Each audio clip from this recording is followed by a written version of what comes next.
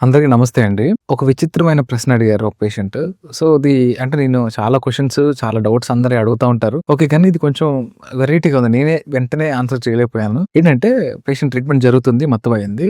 అడిగారంటే, "sir మీరు చాలా మంది పేషెంట్స్ మీ దగ్గరికి వస్తా ఉంటారు కదా! వస్తున్నారు. వాళ్ళకి కొంతమంది కాళ్ళు నొప్పి అంటారు, చెయ్యి నొప్పి అంటారు. వాళ్ళ కాళ్ళు అవి కూడా పట్టుకొని మీరు ట్రీట్మెంట్ చేయాల్సి వస్తది కదా! అప్పుడు మీకు ఏం అనిపించదా అండి? అంటే ఇంత చదువుకున్నారు కదా! కాళ్ళు పట్టుకోవాల్సి వస్తుంది.